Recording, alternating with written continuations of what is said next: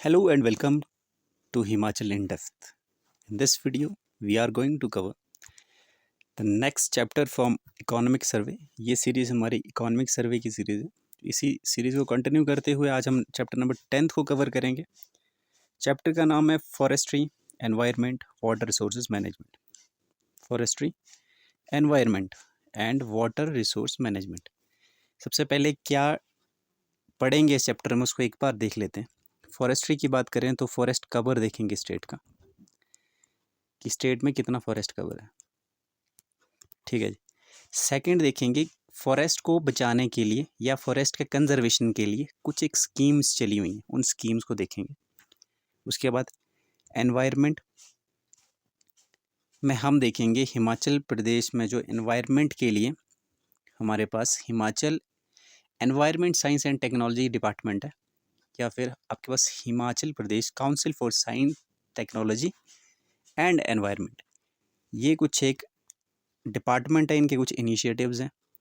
किसके लिए? एनवायरनमेंट के लिए, उसको उसके प्रोटेक्शन के लिए, उसको कवर करेंगे. और उसके बाद water resource management. Water resource management में हम जल जीवन मिशन को कवर करेंगे, और साथ में इरिगेशंस, जो इरिगेशन प्रोजेक्ट हैं हिमाचल में चले हुए, उनको कवर करेंगे. तो ये एक हल्का सा ओवरव्यू रहेगा. इस पूरे जो हम इस चैप्टर में करने जा रहे हैं उसको एक बार पहले से हमने देख लिया. अब आपने उस तरीके से जो जो इम्पोर्टेंट है उस पर ध्यान देना. सबसे पहले मैं बताऊंगा आपको कि की हाइलाइट्स क्या है इस चैप्टर की. हालांकि हमको ये लास्ट में करना चाहिए था, लेकिन मैं पहले बता रहा हूँ. हिमाचल प्रदेश का जो अपने पास फॉरेस्टेड बोलते हैं, forest area, that is 27.74%. Forestry contributed, जो फॉरेस्ट्री आपका, ठीक है जी, ये आपकी जीवीए में कितना कंट्रीब्यूट कर रही है? 24% से अधिक. ठीक है, आप राउंड फिगर याद रख सकते हैं. 24% से थोड़ा सा अधिक करती है. 24% आपने याद रखना है. अच्छा जी. प्लांटेशन का टारगेट था कुछ हमारा कि इतने हेक्टेयर में हमने जो है प्लांटेशन करनी है. 2022 और 23 का टारगेट हमने रखा था 1500 हेक्टेयर के करीब, लेकिन हमने अचीव कितना किया? 1200 से थोड़ा सा ज़्यादा, 12,131, मतलब 15,000 का टारगेट था और 12,000 हमने अचीव कर लिया. अच्छा जी. हिमाचल में ना जी प्लास्टिक को बैन किया गया. जिस एक्ट के तहत हिमाचल में प्लास्टिक को बैन किया है उस एक्ट का नाम क्या है? वो है हमारे पास Himachal Pradesh non biodegradable garbage control act of 1995. आपसे पूछा जा सकता है ये. आप इसको कहीं कोड भी कर सकते हैं. ठीक है जी. आपके मेंस में आंसर राइटिंग में आप इस पर्टिकुलर एक्ट को कोड कर सकते हैं, या फिर प्रीलिम में आपसे डायरेक्टली पूछा जा सकता है. ईयर चेंज करके आपसे पूछ सकता है. ठीक है, 95 आपको याद रखना है. और Himachal Pradesh non biodegradable garbage control act. ठीक है जी. अब अपने पास डोमेस्टिक, जो हमारे पास जल जीवन मिशन चला है, उसके तहत हिमाचल में कितने हमने हाउस होल्ड्स हैं डोमेस्टिक, जिनको डोमेस्टिक टैप कनेक्शन जो प्रोवाइड करवा दिया जा चुका है, वो है 97.37%. इसको हम बाद में भी देखेंगे. अच्छा जी. उसके बाद एक कल्चरेबल कमांड एरिया, जिसको कि CDA बोलते हैं. अच्छा, से एक कमांड एरिया बोलते हैं, कैट.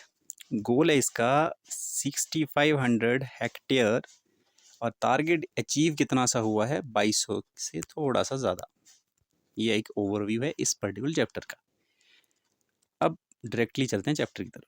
सबसे पहले स्टेट में फॉरेस्ट की क्या सिचुएशन है उसके बारे में इंट्रोड्यूस कराता हूँ आपको. फॉरेस्ट कवर की बात करें तो फॉरेस्ट कवर मतलब कितना एरिया हमने डेजिग्नेटेड फॉरेस्ट के लिए रखा. ऑफिशियली कितना एरिया हमने फॉरेस्ट के लिए हिमाचल में रखा, वो अपने पास है 37,948 स्क्वायर किलोमीटर, जो कि हमारे टोटल जोग्राफिकल एरिया का कितना परसेंट बन रहा है? 68%. अपने पास टोटल जोग्राफिकल एरिया है कितना हिमाचल का? वो अपने पास है 55,673 स्क्वायर किलोमीटर. 55,673 स्क्वायर किलोमीटर में से 37,000 से ज़्यादा, अप्रॉक्सीमेट 30, आप 38 रख सकते हो, अपने पास क्या है? डेजिग्नेटेड फॉरेस्ट एरिया है. और एक्चुअल में फॉरेस्ट कितने पे? देखिए, सब में फॉरेस्ट नहीं है. हमने डेजिग्नेटेड, ऑफिशियली डेजिग्नेट कर दिया कि इतना सा हमारे पास 68% जो अपने पास लैंड है इसमें जो है फॉरेस्ट लगेगा, लेकिन एक्चुअल में हमने अचीव कितना किया है, या हमारा फॉरेस्ट कवर कितने से एरिया पे है? वो है 15,443 स्क्वायर किलोमीटर, जो कि आपका कितना होता है? 27.74%. इंपॉर्टेंट है, याद रखना. नेक्स्ट उसके बाद हिमाचल का कुछ गोल है, कुछ टारगेट है, जैसे कि सस्टेनेबल डेवलपमेंट गोल है कि हमने 2030 तक जो अपना फॉरेस्ट कवर है उसको 30% लेकर के जाना है। एग्जामिनेशन में पूछा गया है कि हिमाचल का आपके पास टारगेट पूछ लिया कि कितना टारगेट है, ईयर चेंज कर सकते हैं आपके पास, या टारगेट आप कुछ 40% कर सकते हैं, ठीक है, या 25% कर सकते हैं। आपको याद रखना है कि टारगेट हमारा है 30% हमने एक्चुअल में अचीव करना है फॉरेस्ट कर्व को बाय द ईयर 2000 या फिर 2030, ठीक है जी। ये हमारा हो गया कुछ एक हिमाचल की फॉरेस्ट का एक ओवरव्यू कि किस तरह से हिमाचल में फॉरेस्ट है। उसके बाद डिस्ट्रिक्ट देखते हैं, डिस्ट्रिक्ट वाइज हमारे पास फॉरेस्ट कवर किस तरह से रहने वाला है। सबसे पहले एरिया वाइज की बात करें तो लाहौल स्पीति के पास सबसे ज़्यादा जो अपने पास डेजिग्नेटेड जो फॉरेस्ट लैंड है या एरिया है वो लाहौल स्पीति के पास है, ठीक है जी। उसके बाद अपने पास सेकंड नंबर पे किन्नौर आता है, फिर अपने पास चंबा आता है। यहाँ पे मैंने ये लिखा भी हुआ है, ठीक है जी, district wise forest cover total geographical area of the state. सबसे ज़्यादा एरिया लाहौल स्पीति के पास है और उसी के पास हमारे पास सबसे ज़्यादा फॉरेस्ट कवर भी है, एरिया फॉरेस्ट कवर, ठीक है जी, 28.9%। सेकंड नंबर पे 14 के साथ 14.7 के साथ किन्नौर, उसके बाद चंबा 14.6। ये टॉप के 3 आपको याद रखने हैं। उसके बाद लास्ट के 2, लास्ट में देखिए सबसे लास्ट में तो हमीरपुर है, लैंड वाइज भी छोटा है सबसे, और उसके बाद सेकंड लास्ट पे अपने पास उन्ना है। हमीर के पास कितना है 0.4% ऑफ इसका जो हमीर, हम बात करेंगे परसेंटेज वाइज, बोले तो कितने परसेंट जो है अपने पास जोग्राफिकल एरिया जो है वो अंडर फॉरेस्ट कवर है, ठीक है जी। डिस्ट्रिक्ट वाइज की बात करें तो अपने पास जोग्राफिकल एरिया अंडर सबसे ज़्यादा अपने पास यहाँ पे किन्नौर पे, ठीक है जी, किन्नौर में 87.41%। सेकेंड नंबर पे आता है चंबा, मतलब यहाँ पे परसेंटेज वाइज एरिया की परसेंटेज के हिसाब से देखा जाए तो जितना का एरिया है उस एरिया के अकॉर्डिंग या उस एरिया कंपैरिजन में कितने परसेंट फॉरेस्ट लैंड है, सबसे अधिक है अपने पास Sirmaur, sorry Kinnaur, second number पे चंबा, थर्ड पे कुल्लू और लास्ट में आपके पास उन्ना और हमीरपुर आता है। यहाँ पे उन्ना सेकंड लास्ट था, यहाँ पे परसेंटेज की बात में उन्ना सबसे लास्ट में हो गया, हमीरपुर सेकंड लास्ट, ठीक है। इंपॉर्टेंट डाटा याद रखने की कोशिश करना। उसके बाद आता है गवर्नमेंट के कुछ इनिशिएटिव है फॉरेस्ट्री की तरफ को। देखिए गवर्नमेंट के इनिशिएटिव क्या होते हैं। गवर्नमेंट का पहला इनिशिएटिव होगा कि गवर्नमेंट प्लांटेशन करेगी, ठीक है जी, नए हैं प्लांटेशन करेगी। सेकंड गवर्नमेंट क्या कर सकती है, प्लांटेशन होगी उसके बाद फॉरेस्ट को मैनेज कर सकती है, ठीक है जी, फॉरेस्ट को मैनेज कर सकती है ताकि जो है फॉरेस्ट जो है कंजर्व रहे, ठीक है जी। जो आप अननेसेसरी उसको काटे ना, ठीक है जी। इस तरह से फॉरेस्ट को मैनेज करना है, पहले प्लांटेशन करो फिर उसको मैनेज करो। थर्ड पे क्या कर सकती गवर्नमेंट, उसके बाद क्या करती, क्या हुआ है कि गवर्नमेंट का इनिशिएटिव है, उसके बाद तीसरा इनिशिएटिव गवर्नमेंट लिया कि इन्होंने एक्सपेरिमेंटल बेस पे सिल्वीकल्चर फेलिंग, ठीक है जी, 3 एरिया में, एरियाज़ कौन कौन से आपको याद रखना है, नूरपुर का ब्लॉक, भराड़ी रेंज और पोंटा की रेंज में। सुप्रीम कोर्ट ने क्या कहा था, सुप्रीम कोर्ट ने कहा कि ऐसा करते हैं कि एक्सपेरिमेंटल बेसिस पे आप इन 3 स्पीसीज़ को गिरा सकते हैं। कौन कौन से, खैर, चील और साल।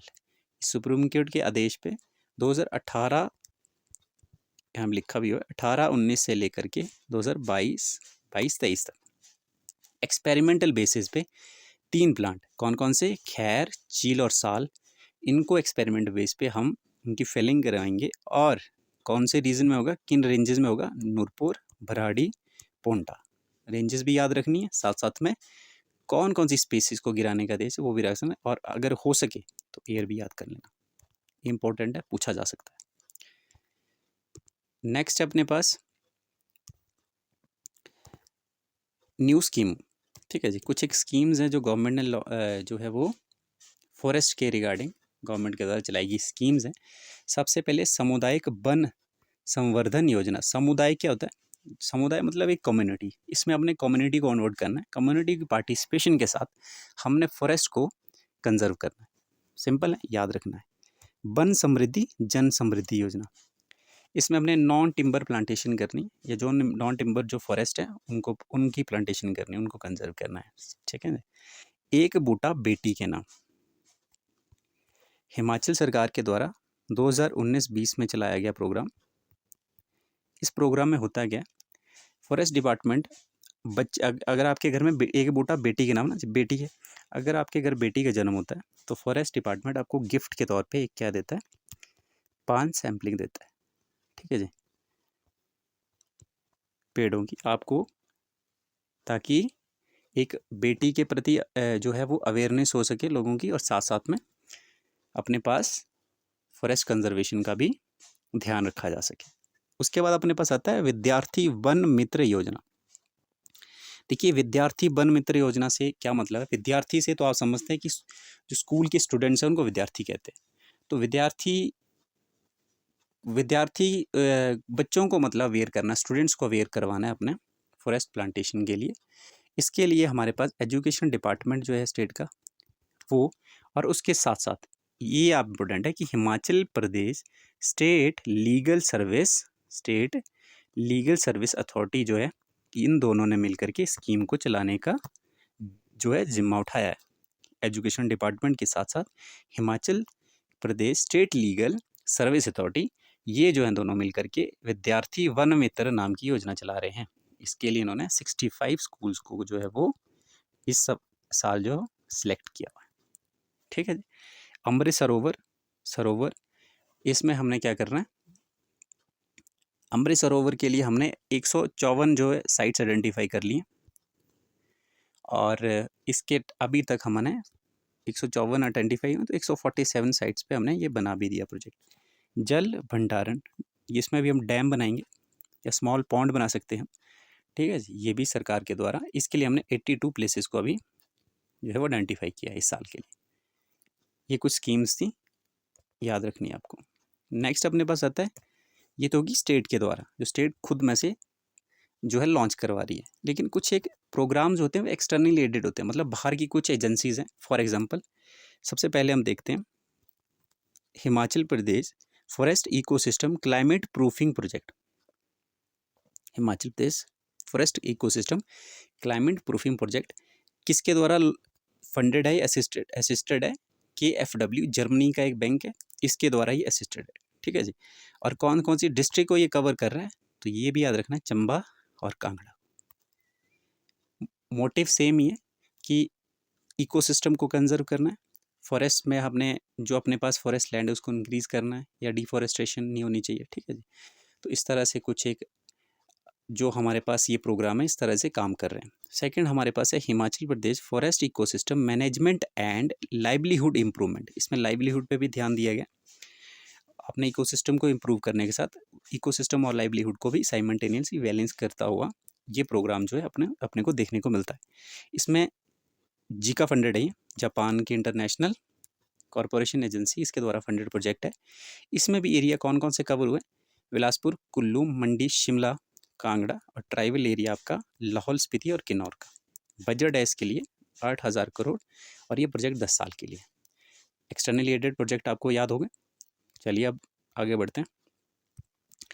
अब अपने पास ये जो अपने पास डिपार्टमेंट आ रहा है, इस डिपार्टमेंट का नाम है environment science and technology department. ठीक है जी। डिपार्टमेंट की बात करें तो 13 अप्रैल 2007 को ये इस्टेब्लिश हुआ था। काम क्या है, एनवायरनमेंट, जैसे कि लिखा हुआ है environment science and technology initiative. Environment के प्रति इस डिपार्टमेंट ने क्या क्या काम किया है। सबसे पहले प्लास्ट वेस्ट मैनेजमेंट, जो प्लास्टिक वेस्ट होगा आपका, सिंगल यूज़ प्लास्टिक हिमाचल में ऑलरेडी बैन है। इससे पहले मैंने आपको एक फर्स्ट स्लाइड में जब हम इनसाइट पढ़ रहे थे एक चैप्टर के बारे में, तो मैं आपको बताया था, एक्ट बताया था मैंने आपको। ठीक है जी। Himachal Pradesh non biodegradable garbage control act जो था आपका 1995 का, उसके तहत, उस एक्ट के तहत हमने हिमाचल में सिंगल यूज़ प्लास्टिक को बैन कर दिया। चलो बैन तो कर दिया, लेकिन सरकार क्या मतलब इनिशिएटिव है सरकार के, जो अपने पास प्लास्टिक वेस्ट है उसको कंट्रोल करने के लिए। तो सरकार ने क्या किया कि प्लास्टिक बाय बैक पॉलिसी जो सरकार वो लॉन्च करी हुई है। 75 रुपीज़ पर केजी के हिसाब से सरकार जो है वो ले रही है आपसे प्लास्टिक। ठीक है जी। उसके बाद आपने एक वेंडिंग मशीन जैसे देखी होंगी, आप जब ATM, उसको शायद प्लास्टिक ATM कहते हैं कि क्या कहते हैं, मुझे एग्जैक्टली याद नहीं है। जब आप शिमला के मॉल रोड पे आप जाओगे तो आपको देखने को मिलेगा कि आप एक ATM की तरह ना मशीन सी है, उसमें आप प्लास्टिक की बोतल डालोगे तो 1 या 2 रुपये शायद उसमें से निकलते हैं। ठीक है जी। तो उस तरह से सरकार जो प्लास्टिक वेस्ट मैनेजमेंट के लिए इनिशिएटिव सरकार ले रही है, ताकि देखिए ये गार्बेज देख सकते हैं हम हिमालयन रीजन में।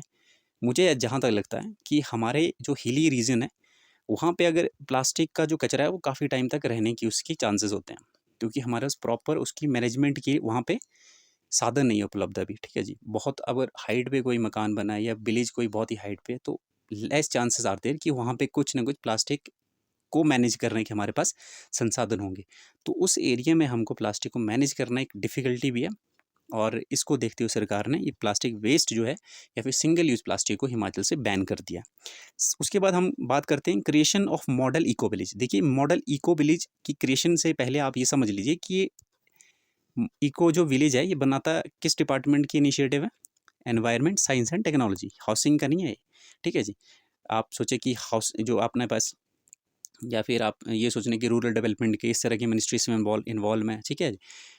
उस तरह की मिनिस्ट्री जो है इसमें इन्वॉल्व नहीं है। इसमें एनवायरनमेंट, साइंस और टेक्नोलॉजी मिनिस्ट्री का इनिशिएटिव है creation of model eco village. पहले तो ये क्वेश्चन आपको क्लियर होना चाहिए। उसके बाद ये मॉडल इको विलेज का काम क्या, जैसे कि मैंने यहाँ पे देखिए ये एक विलेज से अपने पास बनी हुई है, इस फोटो में भी देखिए तो सोलर पैनल का यूज़ किया हुआ है एनर्जी के लिए, बाईसाइकिल यूज़ कर रहे हैं अपने जो ट्रांसपोर्टेशन के लिए, और हर जगह आप देखिए तो हरियाली है। मतलब हमने अपनी जो इम्पैक्ट है ना जी, उसको मिटिगेट करना, उसको लिमिट, उसका बहुत लिमिट कर देना, मतलब उसका इम्पैक्ट इतना हो जाए कि नेग्लिजिबल हो वो। हम एनवायरनमेंट के साथ ह्यूमन जो है वो साथ साथ में एग्जिस्ट कर सके इस तरीके से कि ह्यूमन जो है अपना इम्पैक्ट जो है एनवायरनमेंट पे उसको बहुत ही कम से कम करने की कोशिश करे। तो उसी तरह से हिमाचल में जो हिमाचल आपके पास environment, science and technology ministry है, डिपार्टमेंट है, इसका इनिशिएटिव है। ठीक है जी। इसमें हमने सस्टेनेबल लाइफस्टाइल को प्रमोट करना है, और कितनी विलेज में? 19 विलेज में। ये नंबर आपको याद रखना है। फैक्चुअल जो है डाटा हमेशा पूछने की प्रोबेबिलिटी प्रीलिम में ज़्यादातर रहती है, और इस तरह का डाटा आपसे पूछा जा सकता है कि कितनी मॉडल इको विलेज है 19, और किस डिपार्टमेंट का इनिशिएटिव है? Environment, science and technology. ठीक है जी। नेक्स्ट अपने पास है national adaptation fund for climate change. ठीक है जी। ये कुछ एक फंड है जो क्लाइमेट चेंज के लिए, सबसे पहला अपने पास क्लाइमेट स्मार्ट फार्मिंग टेक्नोलॉजी इसमें जो अपने पास इंप्लीमेंट होनी चाहिए। लेकिन क्लाइमेट जिस तरह से चेंज हो रहा है तो हमारी फार्मिंग का जो पैटर्न है उसको भी चेंज होना पड़ेगा। ठीक है जी। तो उसके लिए ये जो है फंड, पहली प्रायोरिटी इसकी है, ये क्लाइमेट स्मार्ट फार्मिंग टेक्नोलॉजी को इम्प्लीमेंट करना है। सेकेंडली इस इनिशिएटिव से, ये इनिशिएटिव जो है हमने सिरमौर के 3 ब्लॉक जो कि ड्रॉट प्रोन ब्लॉक्स हैं, जहाँ पे कि सूखे की मार सबसे ज़्यादा है, उन ब्लॉक्स में सिरमौर के इस इनिशिएटिव को लागू किया था। और इसमें हमने जो सक्सेसफुली इसको हमने अचीव भी कर लिया, और इसके अचीवमेंट को हमने कहाँ पे शोकेस किया है? जो आपकी यूएनएफसीसी की COP27 थी इजिप्ट में, शर्म अल शेख में थी, इजिप्ट के शहर में। तो वहाँ पे हमने जो है वो इसकी अचीवमेंट को वहाँ पे शोकेस किया था। इंपॉर्टेंट है ये भी। ठीक है जी। इस तरह का जो यूनिक डाटा है वो पूछने की प्रोबेबिलिटी रहती है। तो आपने एनवायरनमेंट, साइंस एंड टेक्नोलॉजी के कुछ इनिशिएटिव्स आपने यहाँ से पढ़ लिए। उसके बाद हमने देखा, अब वाटर रिसोर्स पे बात करते हैं। तो देखिए जल जीवन मिशन जो है 2024 तक गवर्नमेंट ऑफ इंडिया का टारगेट है, मिनिस्ट्री ऑफ जल शक्ति का, कि हमने फंक्शनल जो टैप वाटर है वो हर घर तक होना चाहिए। ठीक है जी। अब इसमें हम बात करें तो अपने पास यहाँ पे लिखा है मैंने कि नेशनल एवरेज जो है वो कितनी है। ठीक है जी। नेशनल एवरेज जो है अपने पास फंक्शनल जो अपने पास टैप वाटर है जल जीवन की, ठीक है जी, फंक्शनल हाउस होल्ड या टैप कनेक्शन। ठीक है जी। इसके लिए अपने पास जो नेशनल में एवरेज है वो है अपने पास 56। मतलब हमने 100 में से 56 ऐसे हाउसेज हैं जहाँ पे कि पानी पहुँचा दिया है फंक्शन। लेकिन हमारी स्टेट की बात करें तो हम बहुत आगे हैं इससे, अप्रॉक्सीमेट 97.37। ठीक है जी, 57, इतने 97, इतना मतलब हमने स्टेट में जो अपने स्टेट की एवरेज है वो इतनी ज़्यादा। तो ये भी इंपॉर्टेंट फैक्ट है, 97.37, और नेशनल की कितनी, 56.50 जल जीवन मिशन के तहत। अब हिमाचल की बात करें तो हमारे पास टोटल 17 लाख से थोड़ा सा अधिक, ठीक है जी, 17 लाख अपने पास अप्रॉक्सीमेट इतने हाउस होल्ड हैं जिनको कि हमारा टारगेट है कि इनको हमने जो है वो टैप वाटर प्रोवाइड करवाना है बाय द ईयर 2024। हमने अभी तक कितना करवा दिया? 16,64,000। ठीक है जी। इतना को हमने पहुंचा दिया ये वाटर टैप कनेक्शन। अब अपने पास नेक्स्ट आता है इरिगेशन प्रोजेक्ट। हिमाचल जैसा हमारा जो लैंड है, हम खेती के लिए मानसून पे डिपेंडेंट है। इरिगेशन जो है हिमाचल के कुछ एक एरिया में जो है वो फिजिबल भी है। बहुत सा एरिया ऐसा है, पहाड़ी एरिया ऐसा है जहाँ पे भी मतलब इरिगेशन जो अपने पास फैसिलिटीज़ है उनको उस तरह से इम्प्लीमेंट नहीं किया जा सकता, या तो करेंगे तो आपको 3 कैटेगरी में आप इरिगेशन स्कीम्स को हिमाचल लॉन्च करता है। कुछ अपने पास मेजर है, जैसे मेजर इरिगेशन प्रोजेक्ट लगाए हुए हैं, उसके बाद मीडियम है, then we have minor irrigation project. तो बात करें अगर हम मेजर इरिगेशन प्रोजेक्ट की, तो इसमें अपने पास है हिमाचल में इकलौता है शाह नहर या कांगड़ा डिस्ट्रिक्ट। और कितने एरिया या कितने एकड़ लैंड को ये जो है वो कवर कर रहे हैं, दैट इज 15,287। इतने एरिया को ये अपने पास जो है शाह नहर इरिगेशन प्रोजेक्ट जो है वो इतने एरिया को कवर कर रहा है, एकड़ में ये, ठीक है जी, सॉरी हेक्टेयर में। Then we have medium irrigation project. Medium irrigation project में बल वैली में अपने लेफ्ट बैंक पे एक इरिगेशन प्रोजेक्ट लगाया है, मंडी की बात है। सिद्धांता कांगड़ा में है, चेंजर या चैंगर बिलासपुर में है। ये भी अपने पास क्या है, सारे मीडियम इरिगेशन प्रोजेक्ट। कितनी कैपेसिटी है, 2780।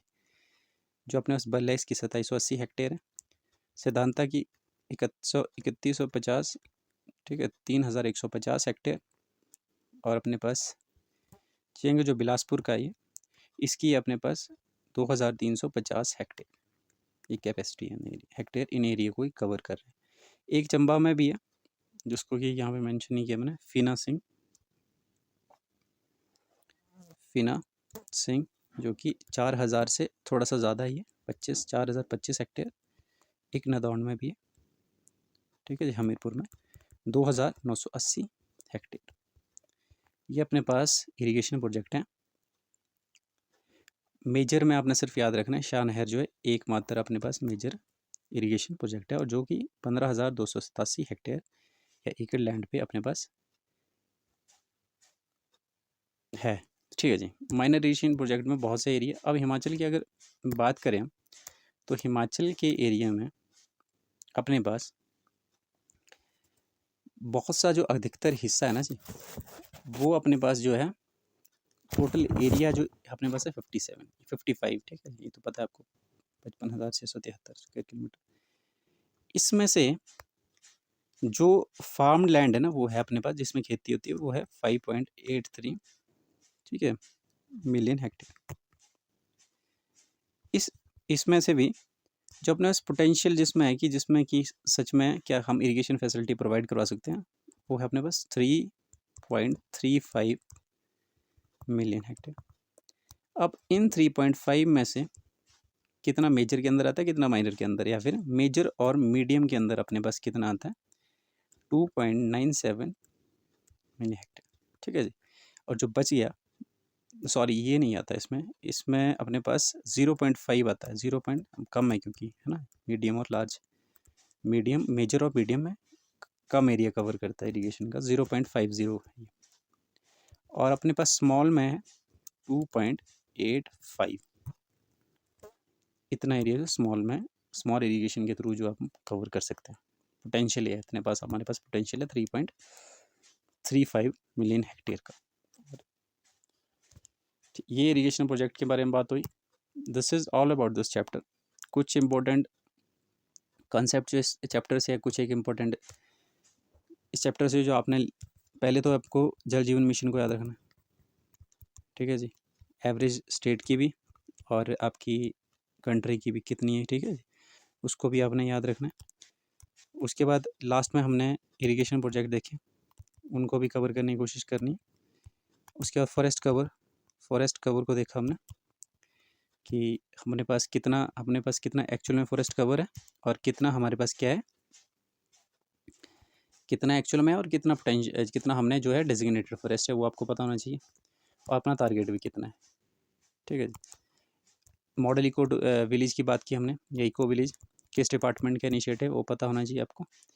और इसी तरह से जो स्कीम्स थी, जो एक्सटर्नली एडेड फंडर प्रोजेक्ट्स हैं, एक्सटर्नली एडेड प्रोजेक्ट्स हैं, उनका भी आपको जो है पता होना चाहिए। तो यही था इस चैप्टर से। Thank you so much for watching this chapter. If you like this video you can share it also. Thank you once again.